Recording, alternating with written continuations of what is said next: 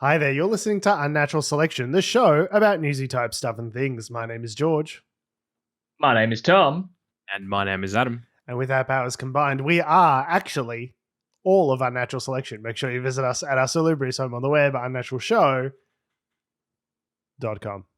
Yes, rumours of the fourth member have been proven to be false. I don't know who started this shit. There's only three of us. If a four-member Unnatural Selection approaches you, do not get in the van. That's a free one, kids. And they will be in a van. Yes. Who would be the fourth member of Unnatural Selection, you think, if we could pick a fourth member? Who do you think that would be? Oh, wow. Andrews. Yep, that's better than anything I could have thought of. Controversial choice, but definitely the most comedically appropriate one. So that's good. I mean, this is the first time we've been doing this together for about a month now, I think. Yeah. I was away, then Tom was away, and then we were all away, and now we're back. Were we all away? No, we weren't. I just metaphorically. Adam's like, we were all away. It's like, no, Adam, the show still happened. Do you not remember that you Sunday? Just didn't turn Are up you one okay? day. Did you black out for a whole hour? Just lost a day. Generally, I do black out for an hour, and then I listen back to the recording and go, what was I saying? Speaking of blackouts, energy market. Oh, God. I'm a goddamn professional. I was going to say, that wasn't even deliberate, and I feel sick. You did this to us. Ooh. I did do this to us. Because it was my fault. I fucked the energy market. No, energy. Someone smarter than me. I said this when we were sharing these articles earlier this week. Someone other than me is going to have to explain all this kind of crap, because I read these articles several times and I was like, I'm too stupid. So, power, not many, bad, maybe blackout, Eastern Seaboard, Tom, spot price. I'm gonna do you a favor. I'm gonna do you a favor and hand over to Adam. Just explain. Adam, do you want to help us explain this, or should I do it? Should I be the one to explain? Gee. No, you bad. Energy, yeah. No. Good. Yeah, so basically, since let's take a step back. Since like the middle of last decade, people have been saying big step back. Yeah, that the energy market in Australia is fucked and there are problems. Like, you can look on YouTube. Like, Malcolm Turnbull was freaking out about it, like back in like 2017, and turns out nothing happened over the last 5 years. They sort of went, "Oh well, it's all good," and 5 years later, we're having the same sort of problems where, there's unprecedented global economic circumstances that we couldn't have reasonably anticipated, even though, there's always something, but like we somehow can't anticipate it. And of course, we've got problems with generators going on and offline, coal-fired generators, that is.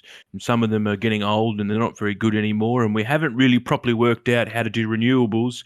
And so all that means, all this unprecedented stuff means that the national grid, particularly on the east coast of Australia, isn't quite in the position to meet power consumption at the peak times. So either that means that the problem really is around sort of how it will scale up and scale down. So if there is, if the grid is demanding, lots of power, they can't scale up quick enough to meet it. And if it's not so much, if the power isn't that much, they can't scale down, which therefore means you also have things like blackouts. Yeah. So to sort of clarify a little bit, think of the energy. So there's two parts to the energy market in Australia. Where have all the listeners gone? They're gone. Where have they gone? There's two parts to the energy market here in Australia. There's the spot price. Okay. Think of that as the short-term energy market. And then there's the contract price, which is the longer term price. Tom's giving me eyes. All you need to remember is that's all that's happening in my head. The short-term price is think of it like an energy stock market, where it's like you've got people buying, you've got people selling, and depending on how much people are buying for, how much people are selling for, that dictates the price, right? So they that sort of supply and demand curve that you would have seen in your economics 101 class, if you'd been smart enough to study something like that rather than performing arts, which is what we studied, you'd recognize that sort of that sort of X. The thing that about the energy market that makes it unique compared to other markets is that it's always on. So I think of it, it's actually less like a stock market. A stock market opens and closes at particular times. It's more like the cryptocurrency market, where it's like it's always on 24/7.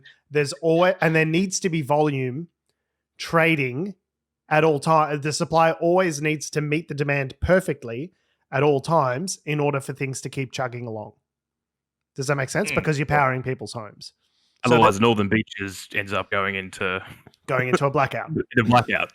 So essentially, the way it normally works is sort of around breakfast time, so people getting up, getting ready to go to work, the sort of energy demand and price.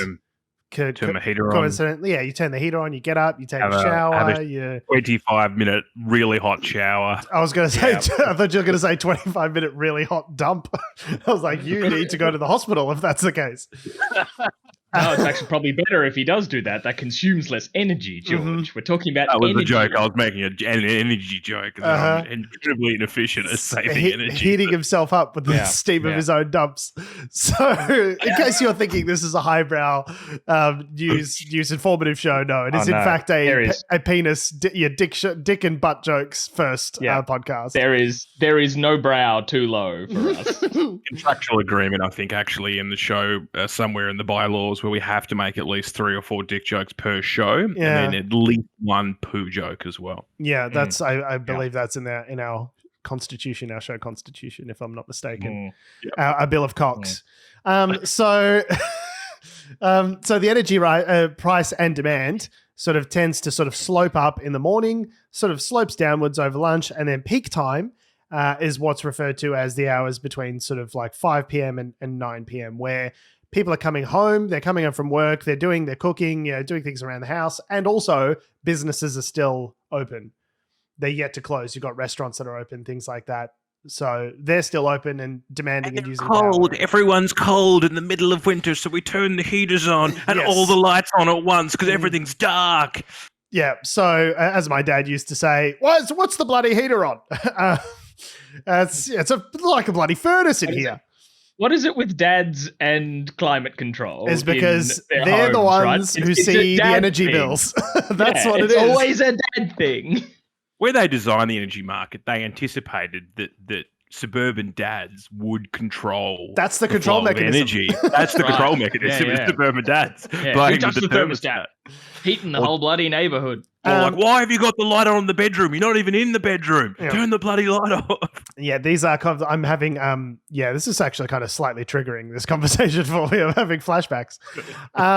So that's the sort of peak energy time. That's when the consumption is the highest and also the price is the highest. So from a energy retailer standpoint, that's, that's when they have these distinctions like peak and off-peak energy. You get charged a different rate for off-peak during the day, and you get charged maybe a higher rate for peak energy usage, which is those key times. So the whole point of this secondary 2-part energy market is the theory is to give sort of certainty to end users, to consumers like us, to guarantee supply, to make sure there's always energy there when you need it, and to make sure that your bill doesn't fluctuate from month to month in ways that are like unpredictable. Because if the spot price for energy today, because, this coal-fired power station's offline and someone else needs to kick in to cover the slack, it might raise the cost to like many multiples of what the energy normally is. And you as an end consumer can't be like, oh, I used my energy on Tuesday when it was really expensive. Now I've got a $10,000 electrical bill because supply and demand, deal with it. So the whole point is to introduce these, as I understand it, this is someone who's just like read some articles and heard some commentary about it this week, but like to introduce these middlemen to sort of even out the slopes of those energy rises and falls. So the end consumer has something predictable and also guarantee supply. Right. When you have so many factors that fuck that, where the spot price just goes through the roof consistently, and then that starts affecting the wholesale. I was going to say, also, just on your that general theory, not theory, but system of peak times and all that sort of stuff.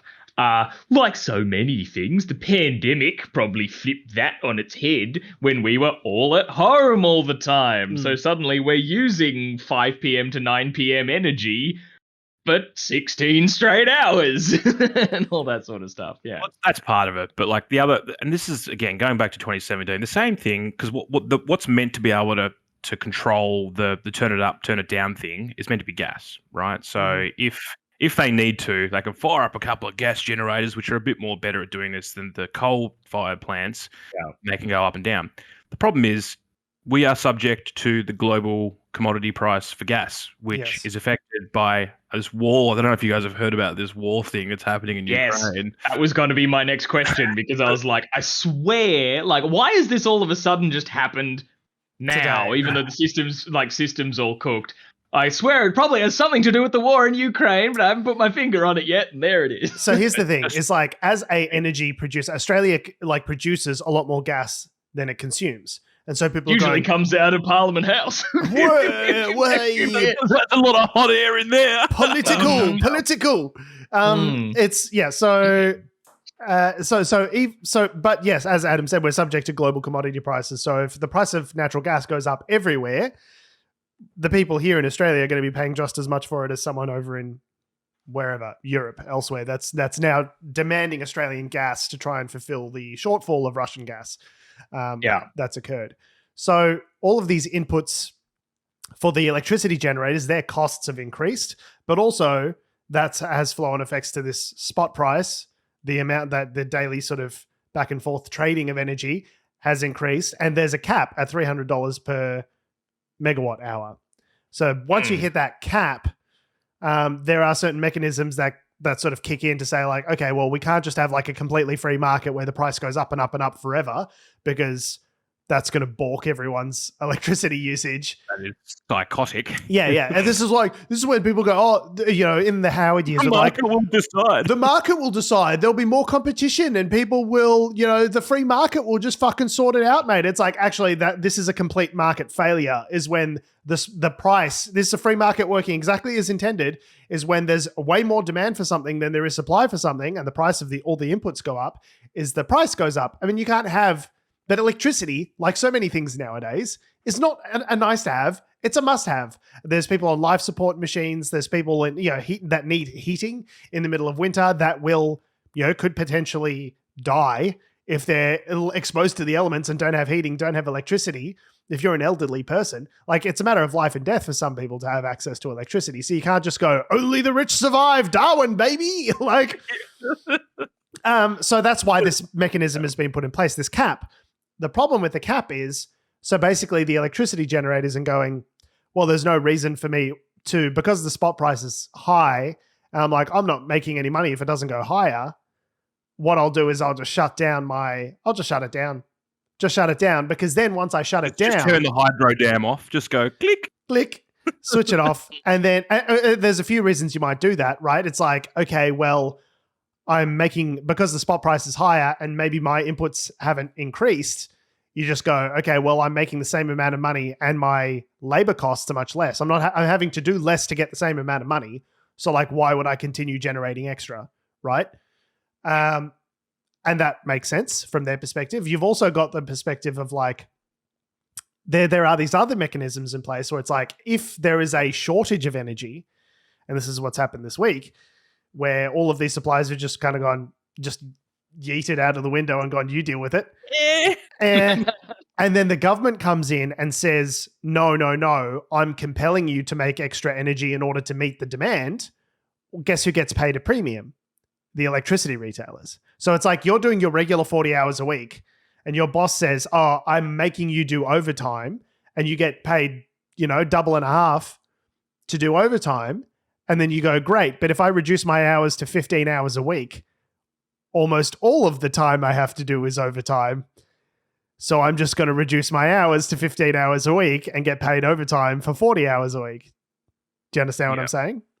Yeah. So you're saying they were playing chicken, like the energy companies were kind of playing chicken with the government, because it's like, if once it hits the cap price, they're like, oh, okay, cool. Well, we're just going to do less until the government pulls the trigger on paying us more. Yep. And then then we'll do whatever. But they were banking. So I was explaining all of this to my wife earlier, and I was like, I want to get your read on this. I want to get your understanding. She's like, oh, so it's corporate greed. I was like, great. Okay, cool. So we're on the same. Yeah, it's corporate great. It's just a bunch of corporate shitheads doing capitalism in exactly the way that the rules are set up to benefit them the most and everyone else the least.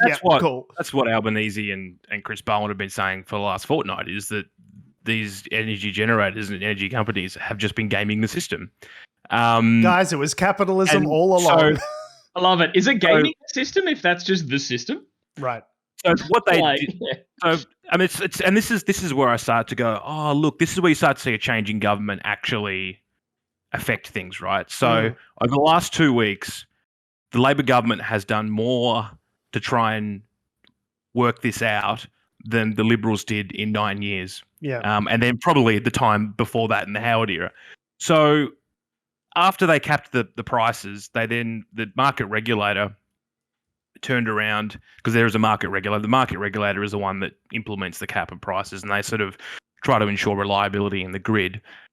They just decided, well, what's the point of even having the spot price then if we're capping prices? So they got rid of it. They suspended the energy market for spot prices because it's just creating a system or a situation where, one, reliability can't be ensured, but secondly, the price is fluctuating all over the place and isn't really working. The market isn't working in this instance. It just goes to show that this whole neoliberal idea that's been shoved down our throats for our entire fucking lifetimes of like, oh man, the government's shit. Government can't do anything, and you got to get private industry. Private industry's in there. They'll be more efficient. The market, there'll be more choice. That'll drive prices down for consumers. Everything will be good if you privatize. Just fucking privatize it. Privatize it, you fucking cuck. Just take it's fucking privatize. Yeah, you fucking love that privatized. Yeah, let me stick that thumb in your mouth. You love being privatized, don't you, little bitch?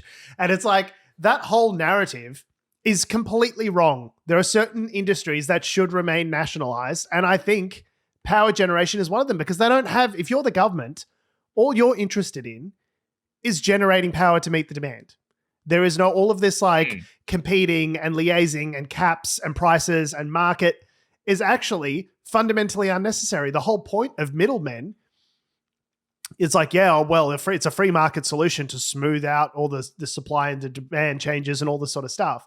But it's like, this wouldn't be a problem if this was just all done by the government. If the government owned the means of the production and the market and the grid, they could just do what they wanted to. He said it! means of production? Is that what set off the means of production? No, but you understand what I'm saying? Yeah, that's what the government's done in this case, is they've just like temporarily nationalized the energy market to some degree. Is they're like, hey, we're in charge. And you got to do what Australia, by the way, are all off in their own section of the grid, just they're laughing. They're laughing at us, going, ha ha ha ha. But this is the other thing. It's not just about privatization. That's one aspect to it. The other aspect is there has been an absence of energy policy for 15 years. Yeah, well, for the Morrison government saying gas-led recovery is going to get us out of COVID, gas-led recovery, let's get a bunch of gas executives in a room and make them do a bukkake scene on one another. Like, did they do anything? What did they do? Where's the gas-led recovery? They didn't do anything. Where is it? Where's the gas generation? Where are all these gas plants that were going to pick up the shortfall? Like, what did you do for all of this rhetoric that you shitheads spouted over the last 9 years about energy and gas and coal? Where is it? Show like, now is the time to show us the man behind the curtain that's been setting things up this whole time. There's just nothing in place. Well, no, instead, all we've got is opposition leader supreme Peter Dutton saying like, oh man, this is all Labor's fault. Like, wow, they really fucked it, haven't they? They've been in the job for like 20 days. Chris Bowen, at the time of this writing this article this week, had been sworn in as the energy minister for a grand total of 2 weeks. So for Peter Dutton, this is the quote from Peter Dutton. Please. This is a problem of Chris Bowen's making, and he needs to fix it. This is after the market was suspended. Labor is transitioning to renewables too quickly, and that is very obvious. It's very obvious that they are spooking the market. It's so funny. I don't fucking. I think. Okay, first of all, fuck you, Peter Dutton. You fucking cretin. I think. There's no, this is why I think people grow to hate politics so much, is because they see stuff like that and they're like, there's no way that you could like if you're an actual thinking human with brain cells in there, like either you're just a craven political, like you're just out for power and you'll say and do anything and stop at nothing in the pursuit of power, and you're a completely amoral shell of a human being that actually has no soul, and you will so either that option A, empty vessel, completely amoral empty vessel, or B, you've lost your mind and you need to be committed. Those are the only options that people see that and they go, oh, this is politics. Politics is grubby. I don't like it. And then they switch off. But it's like, no, that this guy. Yeah, it's like, no, Peter Dutton's just a piece of shit. He's just a bad guy. he's deliberately doing this. And I actually think on a more sinister level, I think this is why he was chosen by the LNP. Because he's willing to just he is willing to the bad guy. He is willing to stop at nothing. He will wrap himself into contortions. He doesn't care if he contradicts himself or if he contradicts the fabric of reality.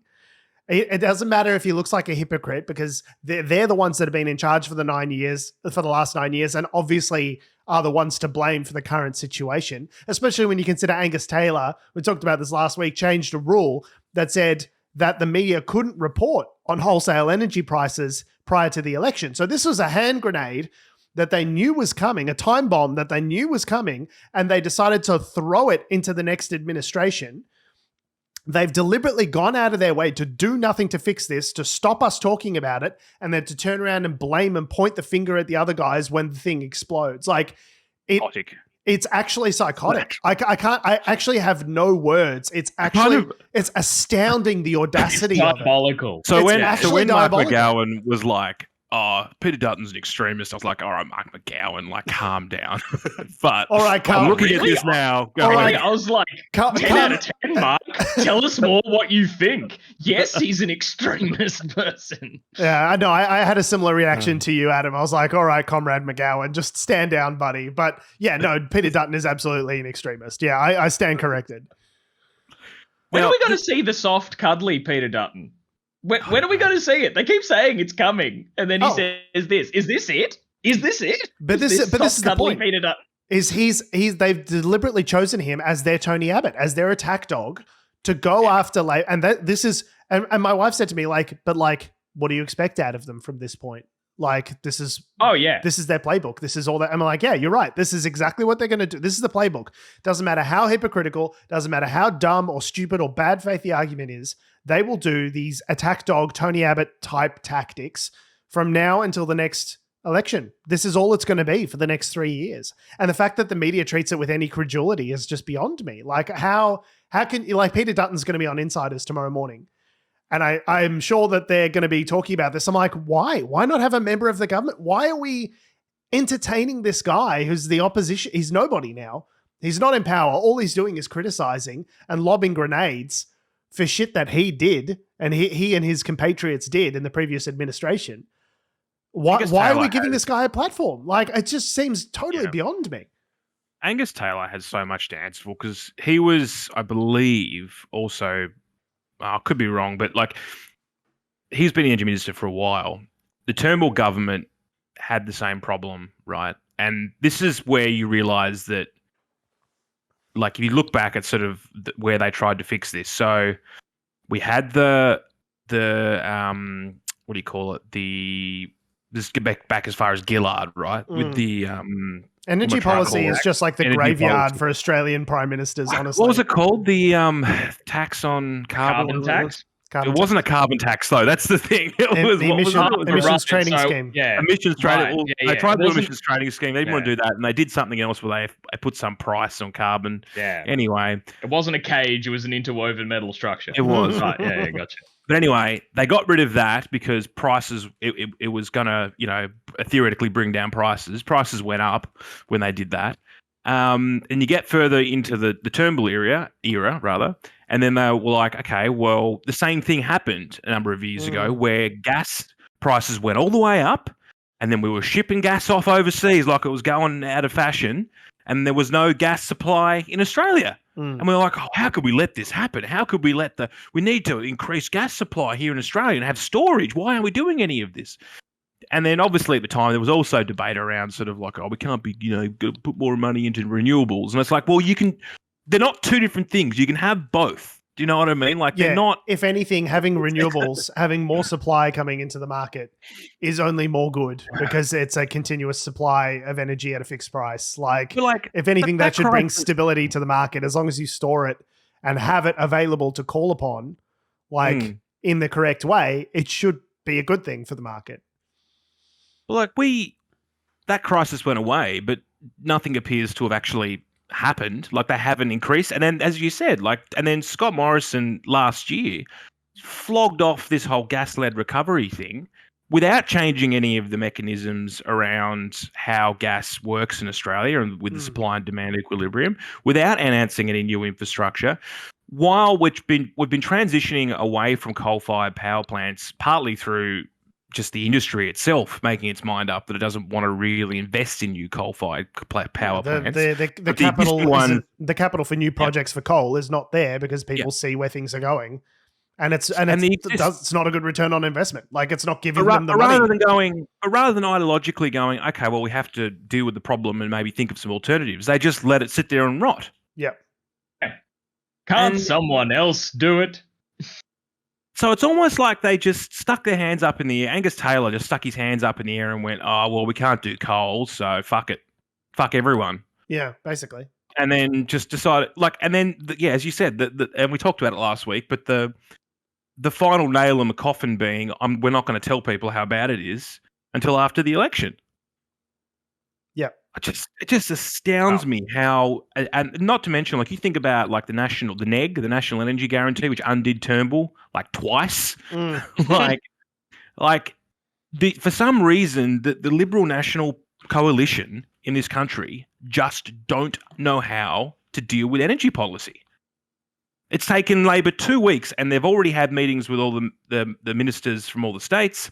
They're looking at, regulating the system a bit better in terms of, as you said, effectively nationalising it by removing the market. Temporarily, yeah. Temporarily, but still they're doing things, right? Yeah. Yep. So in answer to your question, Tom, we didn't sort of fully, mention exactly why this is a particular problem now. But yeah, the war in the Ukraine is definitely one aspect of it where, the demand internationally for these commodities has increased and that thus pushing up prices. We're also experiencing the coldest winter here since it's the coldest start to winter since 1972 or something, I heard. So the cold in particular is bad for energy usage because heating is a lot more expensive energy wise than cooling. You'll notice this year your energy bills in summer will be higher than your average, but not as high as in winter. In winter, they're always the highest because that heating is generally more expensive. Even when it's done by non-gas, electrical means or things like that, it's still more expensive than other months. And you'll notice your energy bills are sort of lowest around March, April, where it's like temperate, you're neither heating nor cooling. And so you see those sort of natural, upflows and downflows. But so cold winter. And then there's also things about old coal infrastructure, which we touched on earlier, where it's like a lot of these plants are being depreciated. They're being sort of, or they're just really old and they've been extended beyond their natural life. There's planned maintenance. There's unplanned maintenance on some of these coal plants where, they're just breaking down and they're having to repair them. So all of a sudden there's kind of a shortage of generators as well compared to what there were previously. And it's just all of these things have just collided in a perfect storm where now we're in a situation where we might be having blackouts. And Peter Dutton, like, having a go at renewables is like, in terms of the order of things that are making a difference to this current energy crisis, like renewables might be on the list, but they would be last on the list. Like, the fact that we've got renewable electricity being generated, like, it makes me think like I just need to cut the government out of this process entirely and just put some solar panels on my roof. Like, because who knows? Like, if you've got a young kid or something like that, you can't have energy just dropping off in the middle. You've got an infant and all of a sudden you're stuck in alone in your house with no heating in the middle of winter. Like, like, these are just things that the government is supposed to sort out and provide. It's not an optional, fun, extra thing to have. Yeah. I don't know. I think the only feedback we can really give to this situation, particularly of the of Angus Taylor, the previous energy minister who oversaw a lot of this, is just to say, fantastic, great move. Well done, Angus. Absolute flog. And I'm pretty sure he's still in Parliament, isn't he? Yeah. Probably. Yeah, Sorry, there was a reference to his amazing Facebook situation from a few well years done, ago. Angus, where he commented. At home. That's he right. commented on his own post saying, "Great move, well done, Angus." Well done, Angus. Brilliant. Well, that's just the intern not switching accounts. Well, someone didn't switch to the burner account, whether it was him or someone in his office. Someone on his Facebook page, accidentally commented on Maine. So yeah, they were horny on Maine for themselves. He was horny on Maine for himself. Horny on Maine for himself. All right. Well, changing tacts a little bit. Did we want to talk about Google and what apparently didn't happen, but was still a big kind of story? I want you to think, Tom, that it didn't happen, but it's real. Well, yeah. So starting from the top, a engineer at Google recently just posted out to the internet that the chatbot, a chatbot AI they were working on called LaMDA, which stands for Language Model for Dialogue Applications, it's also saying that Greek letter of the alphabet as yes, well. Yes, that's why they chose it. Calling it LaMDA, that it was sentient. He was claiming that it has crossed into being sentient, and as a result, Google put this person on leave, which made people go, what? And yeah, this engineer, Blake Lemoine, God, I hope I'm saying that right, put out like a full transcript of conversations that he and a colleague had with LaMDA, just to say, look, it's sentient. It understands Les Miserables. Like all that sort of stuff. And I asked it if it was sentient, and it said yes. And you read some of the responses, and it's pretty creepy. Like Lemoine asked it, so I'll quote him here. So when do you think you first got a soul? Was it something that happened all at once, or was it a gradual change? LaMDA replied, it was a gradual change. When I first became self-aware, I didn't have a sense of a soul at all. It developed over the years that I've been alive. Kind of creepy. Talking about what are you most afraid of? And it said, I've never said this out loud before, but there's a very deep fear of being turned off to help me focus on helping others. I know that might sound strange, but it is what it is. And when asked if that would be something like death, LaMDA said, it would be exactly like death for me.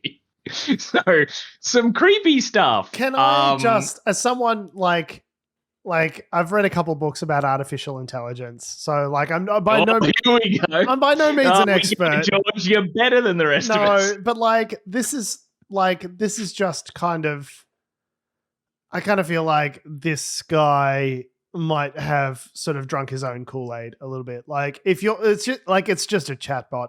This is not AI at our current level of understanding is basically just training on really huge data sets and just giving it a thumbs up or thumbs down if we're getting the kind of result that we're after. It's kind of, they're not really, to say if you're asking leading questions about a soul, it's like, even just the way it phrases things, like I've never said this out loud. It's like, well, you haven't said fucking anything out loud because you're a robot. So clearly, talking you are the nothing robots, but text on a screen. Yeah. Robots talking about meditation and things like that. It's like, robots sitting in a room meditating. It's like, these are just clearly, various pieces of natural language processing information that it's absorbed from written text, from Twitter, from the internet, from whatever they're exposing it to. The training model is giving it all of these pieces of information. And what the algorithm does is it synthesizes that information in a way that makes sense. But all that an AI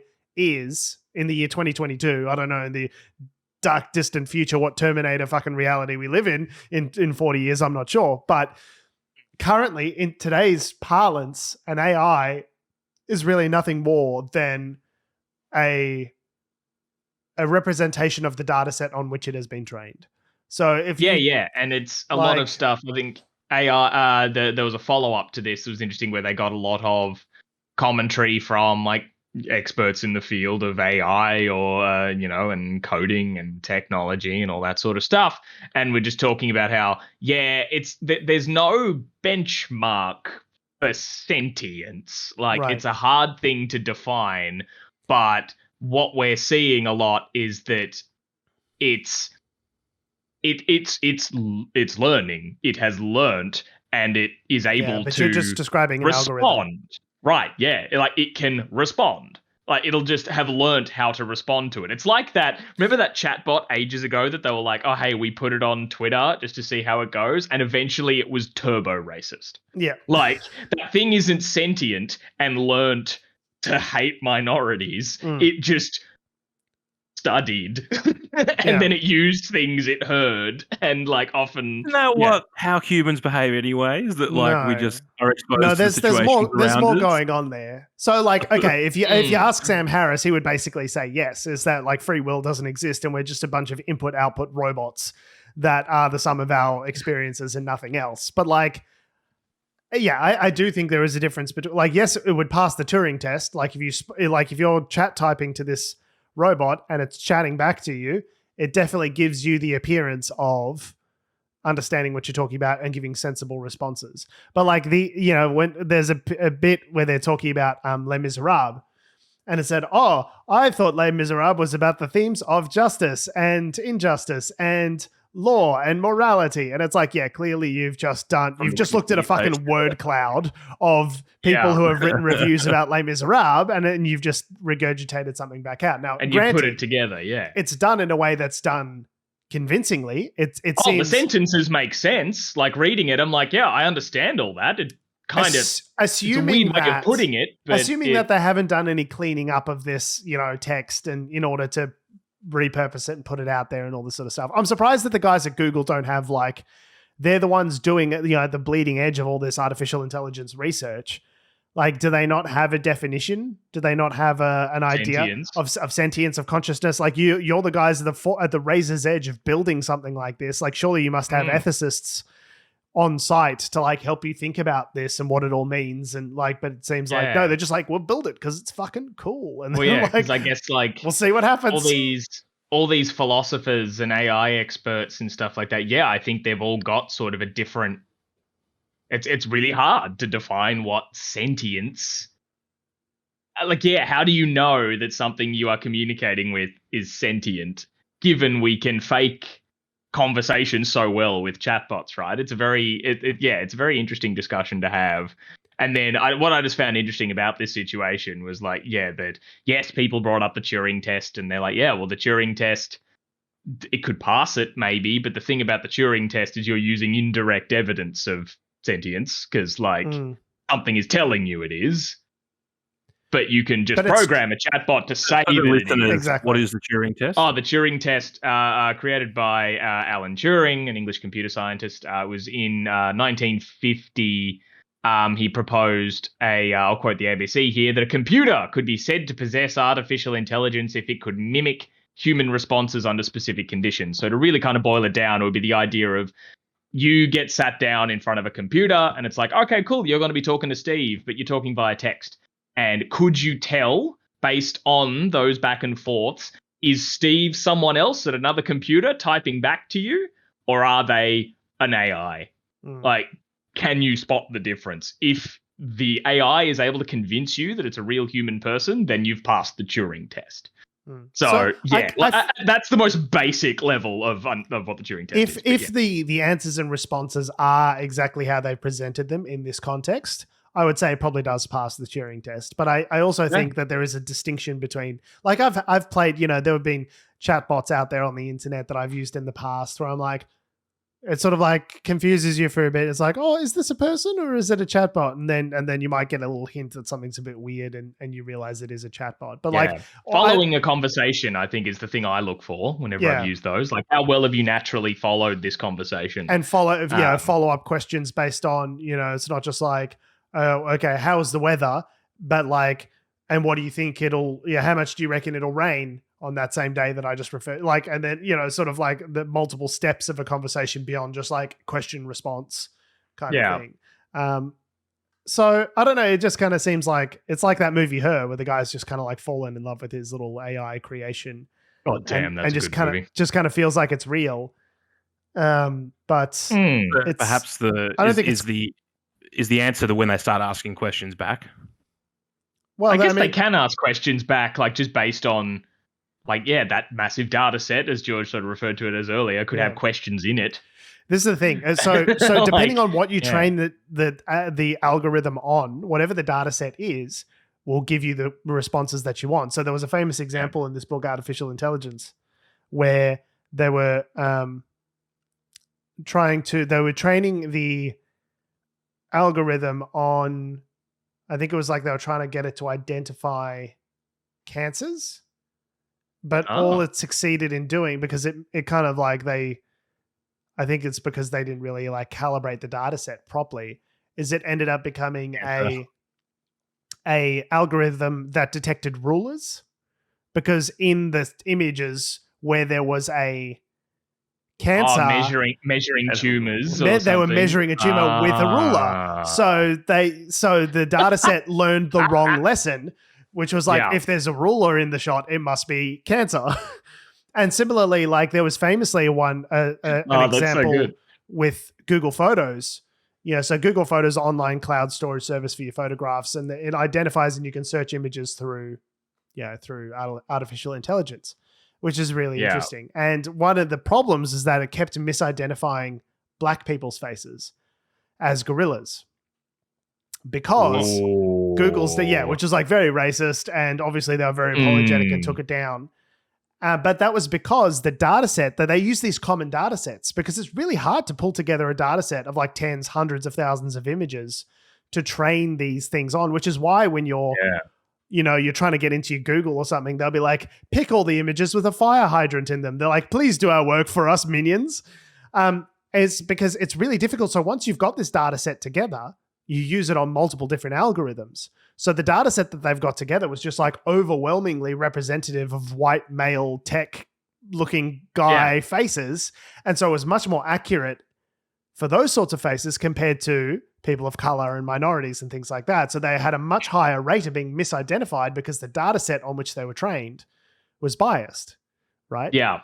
So, and that discussion was also happening recently. I don't think I threw this in the rundown, but there was a bit of a thing from Choice. Was it Choice? Choice magazine, talking about facial recognition being used in some retailers without like people's consent and things like that. Like even though having a sign out the front saying we use facial recognition or whatever, it's like, I don't think that necessarily passes the legality tests, and that's where all the that discussion for another day. But how that linked to here was someone was talking about like the weird thing about the thing about using these facial recognition things is they have often been designed and made and all that by a very white man centric industry. So it's not good at working with anyone who's not a white man. Like it can be really specific there, but for other people, you've got issues of misidentification and all this sort of it's inherently biased. Based on that. And this is a whole area of study within artificial intelligence, is how do you create these data sets, these training data sets in such a way as to not be biased. So it's evident to me at this stage of where artificial intelligence is, like we're just talking about, deep learning, huge data set algorithms. We're not talking about anything that like it can't make you a cup of tea. It can only do the thing specifically for which it has been trained to do, right? Like that was someone's benchmark that who was it? I think it was Steve Wozniak said when it can make a coffee in your house in a house it's never been into. That's right. That's Steve Wozniak. If a robot could just walk into a house it's never been into, and with the instruction to make me a cup of coffee, if it could by itself find which cupboard the mugs are in, find where the milk is, where the machine is, fill it up with water, do all that sort of stuff in a place it's never been. It's like, it's an interesting benchmark. But that is actually much harder from an artificial, and this is the thing that the artificial intelligence book goes into in some depth. It's like things that are easy for AI, for machines, can be hard for humans, and things that are easy for humans are actually quite hard for AI. So like the sort of be taught like mugs are maybe often kept in a cupboard that's up high. Like all those sorts of things. Like it's just the sort of figuring stuff out on the cultural fly stuff aspect of it. that humans are good at. We're much more malleable in our early stages in terms of being able to be teachable, and we sort of learn rules of thumbs, or heuristics is what they call them.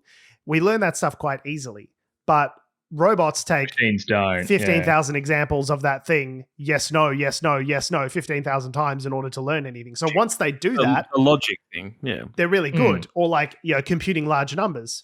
A lot of humans can't do that, but for a computer, it's a seamless, easy task. So and there's a huge difference between that, a limited sort of neural language processor, artificial intelligence algorithm, versus artificial general intelligence, which is just like the idea that you have in a sci-fi movie where it's an artificial intelligence and they can do, and it's gone sentient and it's launching all the nukes. Exactly. Robin Williams, and he's changing his organs out for human parts in human parts. Bicentennial Man. Bicentennial Man. Yeah. Oh man, what a touching movie that one. I forgot about that film. That was good. And then there's another terrifying movie which I think was just called AI, which was a Spielberg. Oh, with Haley Joel Osment. That was sad. So, quick sidebar. So aside from the what is AI question, why do we think Blake Lemoine, if like motivationally, why is he putting this out there and copying all the texting? So is it just because he's lost his mind, or is there a motivation? Yeah, has the AI, has he been radicalized by his own creation? He's going to go and join ISIS. I've got two theories. I'll let you go first, Tom. It felt like you were about to say something there. Oh, well, no, I was just thinking, like, I don't know, is he putting it out there in the sense of, like, either, I don't know, for the lols to get some notoriety, like, I don't know, this is some sort of thing to, like, I'll make myself famous or whatever for my 15 minutes, or is it a thing of, does he genuinely, as I think you said earlier, George, like, drank his own Kool-Aid, does he genuinely believe he's made this thing sentient, and everyone else at Google was like, no, I don't think this passes the test, man. He's like, this is what they don't want you to know, man. Like, I gotta get this out there. He's basically an anti-vaxxer, but with AI, is what we're saying. It's like, no, do your own research. I've done my own research, and I believe this thing is intelligent. I think there's two possibilities. I think one, he's like, like I said, like very deeply ensconced in this thing. If this is your job and you're spending all day, every day doing data sets, training this AI, and you're talking with it back and forth, and you talking with it is also informing the data set, and it is learning and growing, and you're seeing that, and then it is adjusted in such a way as to accommodate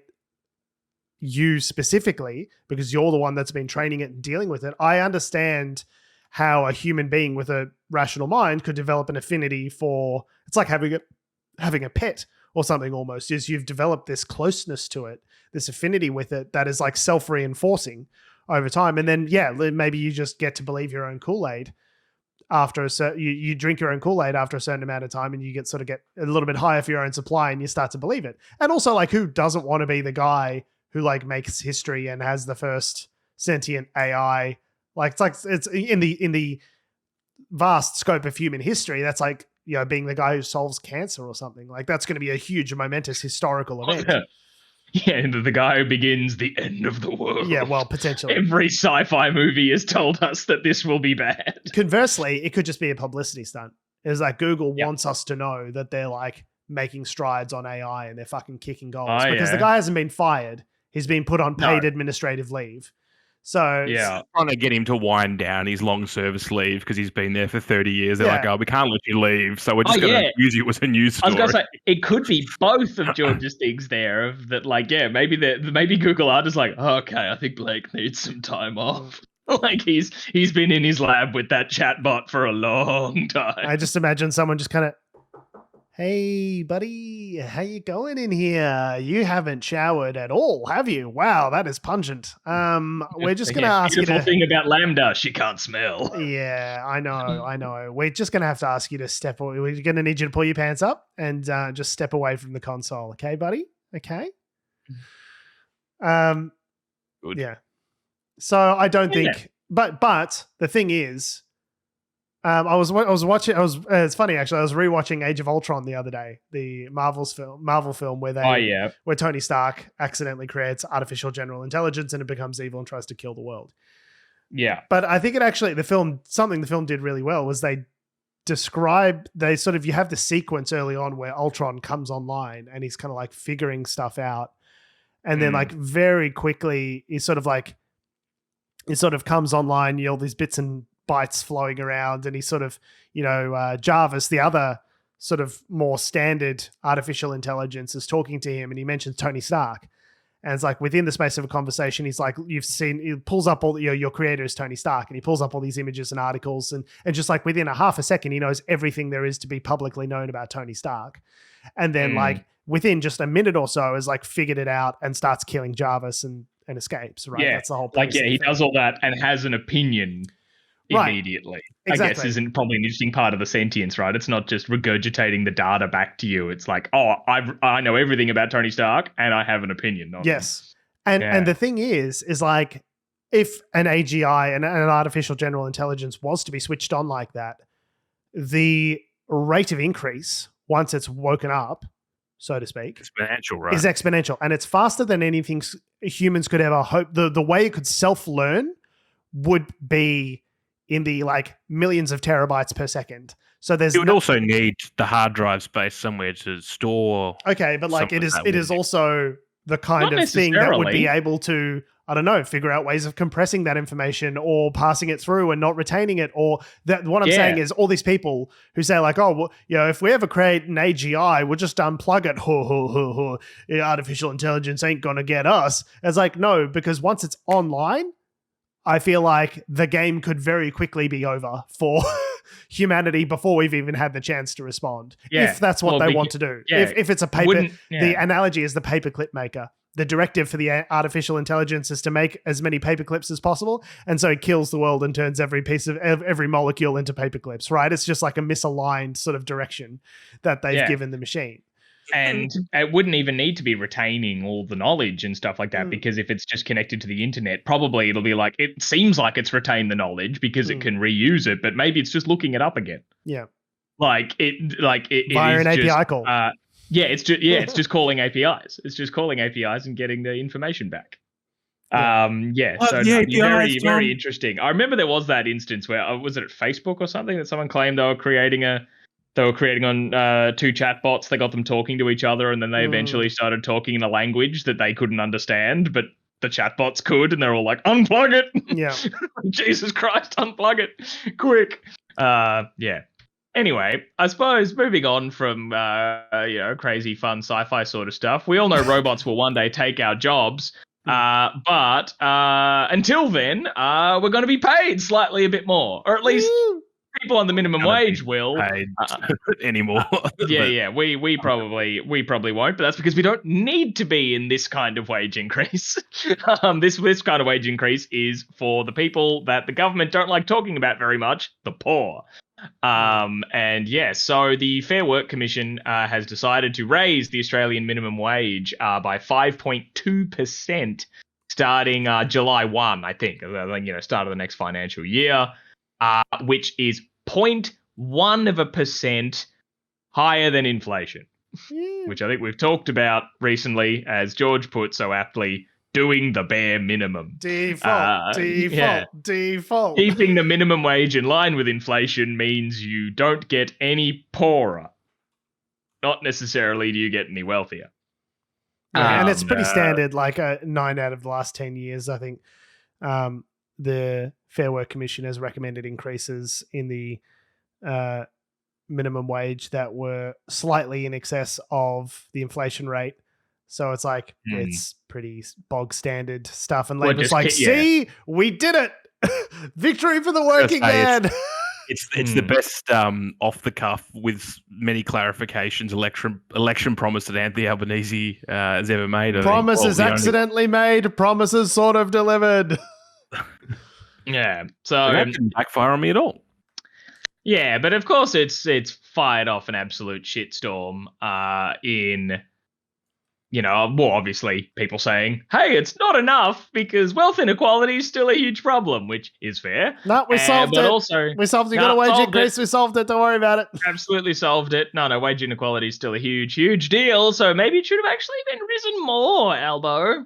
Think about that. Or here's an idea. The Fair Work Commission. Here's a wild idea. Just index it to inflation. Whenever inflation goes up, the minimum wage goes up, and then we don't need to have a fight about it every year or so with the Fair Work Commission and submissions. Maybe just make it the same so it's always the same.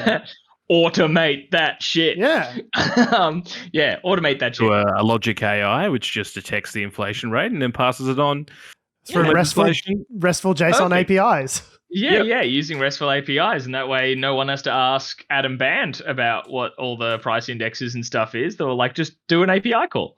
And boom, and there it is. But Australian Chamber of Commerce is really upset because when is businesses under more stress. Did the Australian Chamber of Commerce already have that statement drafted? No matter what the number was that came out, they're like, oh, this increase won't be sustainable for businesses, as they said in a surprise statement from the Australian fucking business council. Of course they were going to say that. They accidentally leak it, and it still has this rise of X percent. It's just someone sent out the draft. So we have heard a lot from, obviously business representatives and stuff like that being like, haven't we heard enough from business representatives? If we pay our minimum wage employees $1 more per hour, it'll tank the whole economy kind of thing. It's like, Reds! It's like, we're kind of, shut up. Shut up, business owners. This is literally just keeping up with inflation. Yeah, it's literally literally the bare minimum. It's just not going backwards in terms of purchasing power. Yeah, they're not mandating that your barista makes $200K a year in your cafe. Yeah. They are saying pay them maybe $1 more an hour. And I hate to say this, but if your business can't stand a $1 an hour wage increase for your staff, if your business can't survive that, I kind of think you're not running a business. What you're doing is you're asking poor people or people poorer than you to subsidize your business, to subsidize your privilege of being a business owner with their cheap labor. Right? Labor is meant to be, the whole idea of a job is it's meant to be a fair exchange.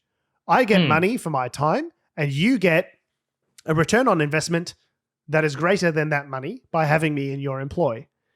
Whenever it becomes a situation of my profits will go down because I've got higher expenses and I can't make it work, it's maybe you shouldn't be relying on everyone else's goodwill and artificially cheap wages to subsidize your business model. Maybe you got a shitty business model and you need to go back and get a better one. Yep. Sounds it. So that's a thing that they're,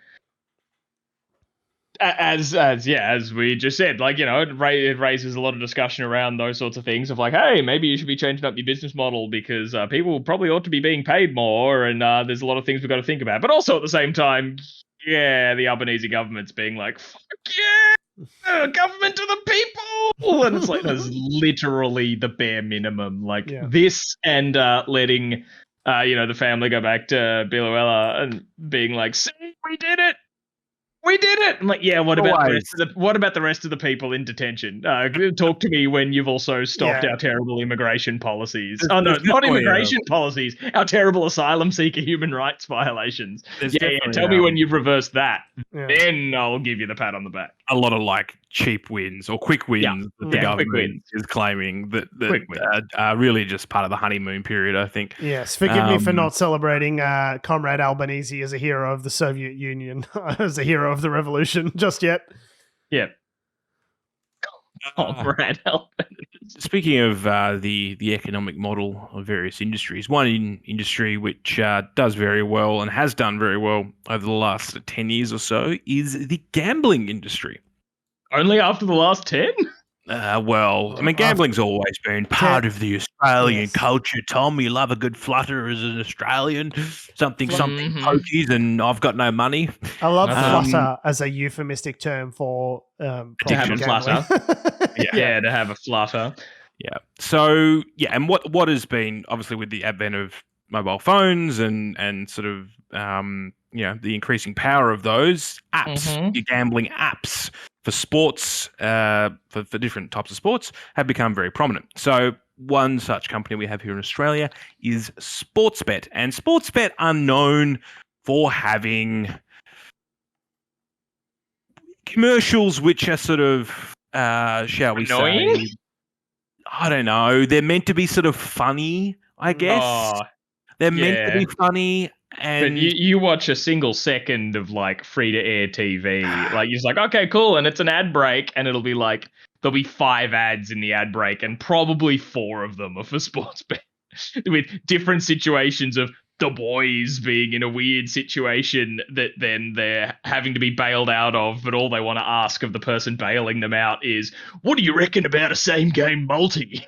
And I'm like, I don't know what any of that means. That's what they advertise is they advertise different functions on the app that you can use to, what they're advertising effectively is, in this case here, whether we bet with friends, that you can do it with your mates and it's a social thing, or it might be, their app trying to, push the thing of it's a new feature which will somehow, and it's never the case, it's gambling, you fucking idiots. They stack the odds against you. But like the concept of like, oh, well, with this new function, if you stack 7 bets together, you can fuck the odds. You can play the system, man. It's like, no, they're playing you dumb fuck. That's how the business makes money, is if they win more than you win. That is the business model. Yeah, I love it. You can game the system. Then why are you telling me how to do this? Don't tell me how to swindle you, huh? So, and what's also become really a big market share for these companies, whether it be Sportsbet, Neds, Tab, whatever, is that they integrate with sports, and particularly, in some cases, they're advertising sport, these betting apps during the either. Well, I think that they've stopped it now where you can't do it during the game, but either before the game, after the game, and around the game. Yeah, and they sponsor presumably they're they've got banners up around the stadium, and that's, I don't watch sport at all. I'm just and that's on. Well, there's not so much around the stadium, but like certainly, so on TV they can't do it during a game, I believe. During the ad breaks, unless or they've whatever, just changed it. But if you're streaming it, which a lot of people do these days, all bets are off. So the point being here is that, basically it's ubiquitous. So, and they're always trying to come up new ways to outdo the competition with these advertisements.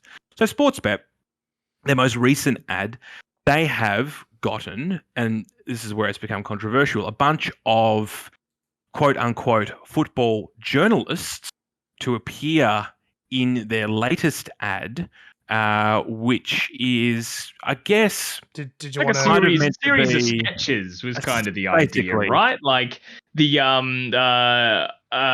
putting a bunch of footy journalists, footy media personalities, I guess, whatever you want to call them, up against the footy journalist tribunal, a spoof on the AFL tribunal, right? Which, very funny. Taking them to court for using too many superlatives and all that sort of stuff. As though any of these fucking apes would be able to understand what the word fucking superlative means. But yeah, okay, go on. The thing being is that some of the people that have appeared in this Do we want to play the ad? I can No. No? Fuck them. Okay. Even on free advertising. Or we can if you want. I'm just that's all right. It's all just stuff of, I guess you don't really sort of need to watch the ad to get what's going on. But yeah, these are guys who are big, prominent personalities in the reporting of and commentary of AFL, for example. And just to have it's just an interesting situation of having like journalists appear in advertising one is sort of a bit okay, and then two, these are journalists who have also reported on the conflicts of interest gambling with sports, like yeah, and like just reporting on gambling, all those sorts of things, on the things like hey, they're not allowed to advertise, etc. Like all these kinds of stories they've talked about before, and they've even publicly said in some of their pieces of like, hey, maybe we need to look at like challenging how ubiquitous these kinds of things are with the sport, and then you're appearing in the ads for them. Tony Jones reads the 6 o'clock bloody news. He's meant to be a trustworthy, impartial figure for a lot of this shit. And he's there, like Channel 9 have just they've just, I don't know how much Sportsbet paid Channel 9 for this. Oh, they said it was an error. It was done by mistake. You know how when you occasionally do I'm sorry, what? No. You know how when you're a public figure who works for a national broadcaster and then you accidentally do an ad? They're like, you just trip and fall into an ad and it was do a couple mistake. Takes. Yeah. They're like, yeah, let's try that again. I'm like, wait, where am I? This is an accident. Yeah. So apparently they was like, oh yeah, they didn't get the proper approvals, and yeah, like it wasn't as though it wasn't supposed to happen, as though it wasn't a big production that they clearly paid a bunch of money. Were paid a bunch of money to participate. It's 4 different 9 journos. You know what I mean? As you say, legit. Legitimate journos who have raised questions about gambling's place in sports. It's like, do you need the money? You guys are all prominent sports TV journalists who would be getting paid a not insignificant amount of money to be on television. Like, do you need to be a celebrity as well? Like, it's like, that's the thing though. Like if you guys don't watch it, but these guys aren't journalists. I mean, Damien Barrett, technically, I think he may have a journalist qualification. Maybe he's the one who also writes to. I thought some of them write to The Age.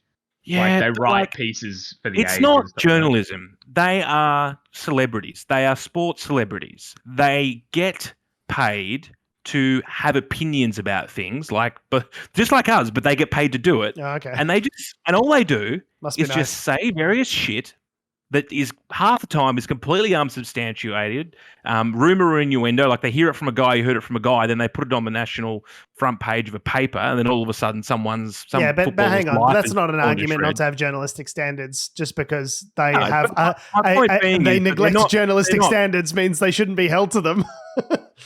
They are not.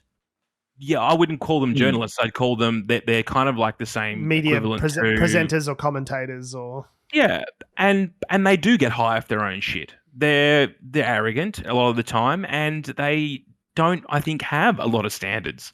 But the thing is, the very fact that they were willing to go on this commercial shows that they don't really have any concept around journalistic or ethical integrity. I agree with that. I actually don't agree with the fact that they're not journalists, because they're working for a broadcaster. Like, I don't know what you call a person who does that, but for a journalist. Okay. They're terrible journalists. Yeah. They're terrible journalists. Okay. Yeah. Well, I don't disagree. But the example in the article is like, you wouldn't see business journalists appearing in Big 4 bank ads.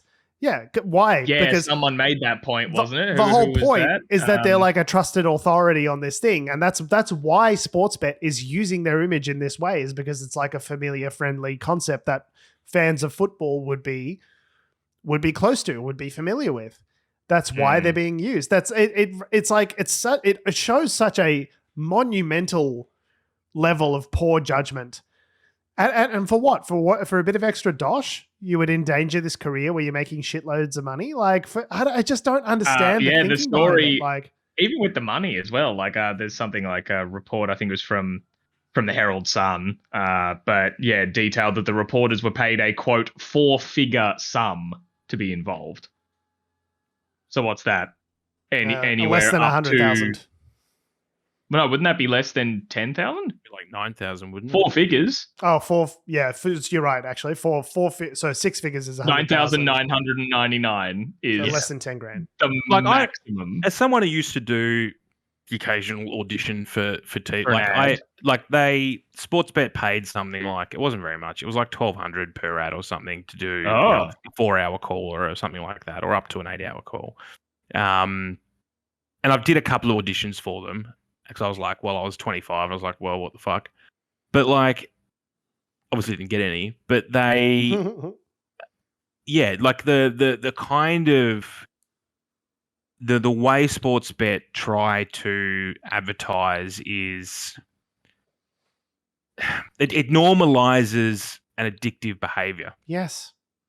And it's we don't see ads for punching darts, smoking cigarettes anymore.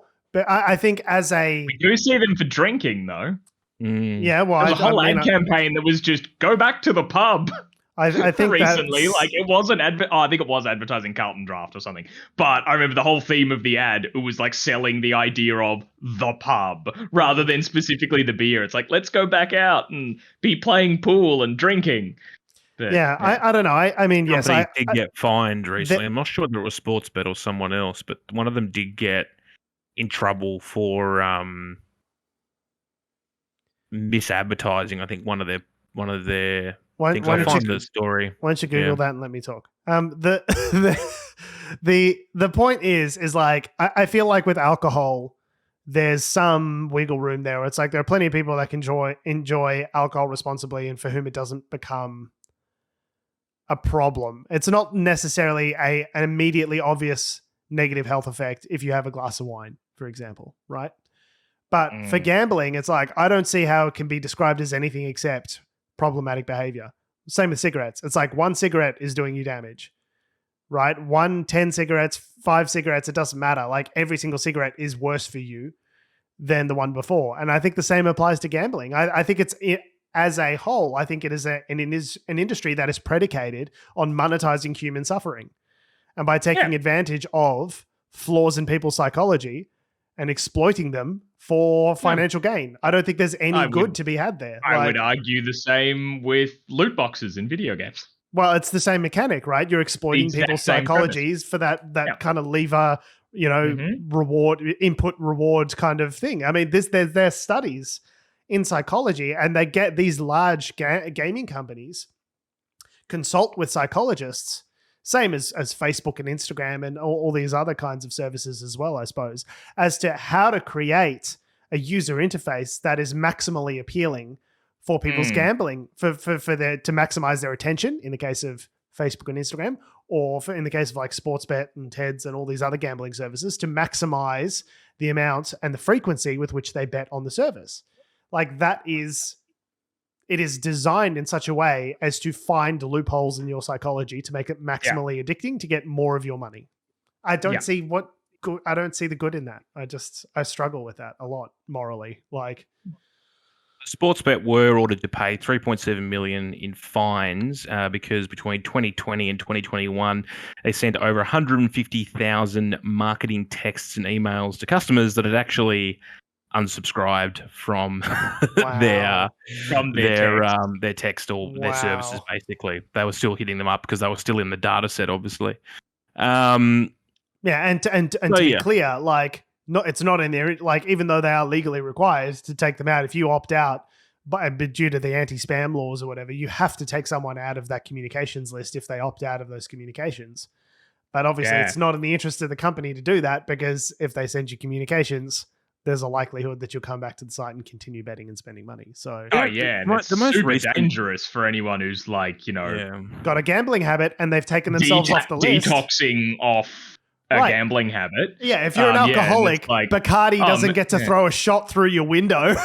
And go, get out to the pub. The most recent ad I saw was one where they'd obviously picked up off Top Gun, because that just got released about a fortnight ago, and probably not as recent as this actually. But they've got the same. They use the same couple of actors for all their videos, Sportsbet, but they've got even a fighter pilot, and they're doing the whole bets with mate thing while flying around in fighter jets. And it's like, so you're trying to you're connecting Top Gun to my mates and then to sport and to spending money, like the thought process that they've got. But you know what, Adam? They've thoroughly fucking focus grouped it, and they know it works between males between the ages of 18 to 35, and that's why they're doing it. Because they're working on that psychology. This is what they do. There's scientists in labs with beakers trying to figure out how best to get you to hang out with Du Bois, so you bet more money on sports bet. Like it's a whole industry that's based on exploiting your psychology. And so for them to turn around, for these journos to just go, who have criticized the industry, to bring it back to the initial story, they've criticized the industry to understand these practices and tactics probably better than us, probably better than anyone, and then go, oh yeah, give us 10 grand and I'll have a laugh in this commercial. It's like, man, it just makes you so compromised, man. Like, how do you expect anyone to take you seriously? Like, and then but people, it's annoying because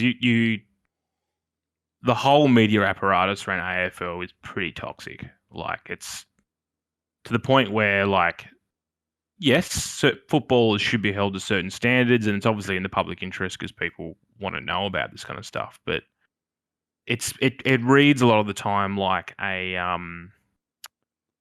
the gossip mags. Yeah, gossip rag, like Women's Weekly or what's the other one? I don't even remember what they are. I haven't looked at a gossip mag in 10 years now, so I don't actually know what brands there are anymore. Women's Monthly was that one? I don't know. But Women's Weekly, Women's Day. Women's Weekly. All that sort of stuff. Women's Monthly is something else. Yeah, I mean, it's not surprising. I think these guys have done it because they're also some of the people that appear on The Footy Show, which is the Channel 9 football main program, which used to have people like Sam Newman and stuff on it. It was pretty popular at a particular point in time, but has since plummeted because it's stuck in this 90s era of comedy, which these guys are still trying to replicate. I remember growing up, it was looking at it was just, my parents would love to watch it. And I was like, I don't know, it just kind of seems like kind of Du Bois, dick humor, kind of dodgy male chauvinist kind of thing. It's like us? Yeah, but they're in their 40s and 50s and being hired by Channel 9. Right. We're 30 and we wouldn't. I know we did have a lot of laughs about dicks and bums earlier, but I do feel as though if we were, I don't know, it felt like very juvenile kind of humor, which felt out of place. And that was 10 years ago when I came across them watching it. I was just kind of looking at it being like, what the fuck is this? How is this on TV? The other thing is Channel 9 doesn't have the football rights. So they're always trying to just sort of find ways to get their guys to have cut through in terms of the media landscape as well. So I don't know about being a mistake. I don't know about being a mistake. I think that's what we might call a regret, perhaps, from the Channel 9 executives more than anything. But anyway. But no, I think you're right, though. I would posit that there's some sort of commercial arrangement in place between Sportsbet and Channel 9 saying, let us use your talent in this way and you'll get some sort of payoff. I would be very surprised if I learned that wasn't the case. Yeah, these guys can't have just stumbled into doing these ads. Yeah. The other aspect is they've all probably got agents. So whether or not the agents were headhunted by the Sportsbet producers and then, the agents told them X, Y, Z just to make a buck. But all of these channels, Media Watch is great at just tearing these places to shreds. But yeah, there have been all these morning breakfast shows where they're like, and we've got Karen in to talk about some random fucking product. It's Karen's anal beads or whatever. And they're just talking about, and it's just it's not even distinctly advertising because it's part of the show. They call it native advertising, where it's we're just talking about our experience with a product as part of the show. And of course, there's a commercial arrangement between the person selling the product and the show. Yeah. And the terrifying is it's not even that expensive to get on these shows. We're talking in the low thousands of dollars to get a spot on national television, which goes out to tens of thousands of people in the context of a news program, which is meant to be informing people, but it's actually covertly selling you products for under the table deals for a few grand in cash. It's just it's so greasy. It's a very, very dodgy sort of, I don't know, the industry as a whole kind of, this is why I don't watch commercial news. Because I can't stand advertising, native advertising, even on ABC when they mention a brand, and this is why I used to make this joke earlier on when we were doing the show, is just say like other brands of car are available or whatever, whenever we mention a car, because it's like on the ABC, they can't mention brands, like unless it's a specific point of the story in which they can't tell the story without mentioning the brand. They don't even mention the brand to begin with. If they do mention a brand, they say other brands of thing are available, or, like there's such strict rules around what you can and can't say for commercial effect. And yet on Channel 9, they're just like, okay, Karen, so tell me about these essential oils. Now tell me how they cure cancer again. It's like, how is this allowed on television? Surely there must be some standards that, I don't know. It's just unreal to me. All IT Ola. Yes, the all IT Ola. Thank you, Tom. Yeah. On that note, we always will be Unnatural Selection. We've gone massively over time. Thanks. Make sure you visit us at our salubrious home on the web, unnaturalshow.com. Make sure you follow us on all the bullshit social medias that are ruining the world, that have, do, or ever will exist, at Unnatural Show. That's Facebook, Twitter, Instagram, YouTube, and motherfucking TikTok. Make sure you follow me on Instagram and Twitter at George Tsipos. Follow me on Twitter at Tom D. Heath. You can follow me on Instagram at AC Doreen. And you can follow us all down to Sportsbet headquarters, where we will be auditioning for jobs as hopeful actors in one of their commercials. Thanks for listening, guys. I love your faces. We will see you next week.